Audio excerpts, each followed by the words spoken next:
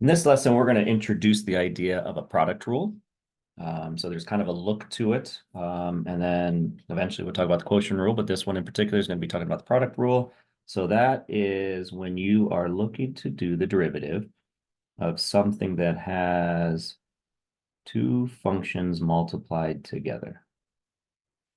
All right. So if you have that situation, such as this times this, the way that we perform this is you're going to do the derivative of the first one times the second plus the first times the derivative of the second.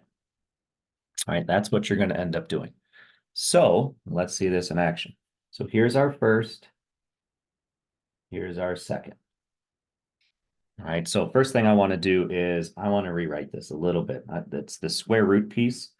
So that square root of b, I would like to write as b to the 1/2. All right, that's kind of the big thing. So let's rewrite that as we are doing the derivative, and we have v squared times 2v to the 1/2 plus 1. All right, so first we're going to do the derivative of the first. So when we perform this operation, we're doing the derivative with respect to v. That's our variable throughout. And so derivative of the first is going to be 2v times the second. So derivative of the first times the second. So times 2v to the 1/2 plus 1 plus the second, or the, sorry, derivative of the first times the second plus the first v squared, derivative of the first, or the first times the derivative of the second. So to do this, we're going to be multiplying, we're bringing the 1/2 down, and that's going to multiply to the 2, making it just a 1. And then we're going to take the 1/2 and we're going to subtract 1. So that's going to become a negative 1/2. And then the derivative of a constant is 0. So that's going to fade away. All right, so let's try to put all this together and see what this simplifies. So here's where the algebra part comes in. Sometimes it's more complicated than the calc part. So if we put these two things together, we're distributing that in. So we have a 2 times 2 is 4. And this is a v. We're going to be adding those exponents together. So to add that exponent together, that 1 can be a 2 over 2 plus a 1 over 2 would be 3 halves. All right. And then we would distribute it to this. So that'd be plus a 2v.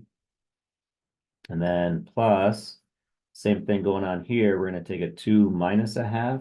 So that would be a 4 over 2 minus a 1 over 2, which would be another 3 halves. And we have like terms, so we can combine these two like terms. So 4 plus the 1 would give us a 5v to the 3 halves plus 2v. And that was our first product rule. All right, so let's do next one.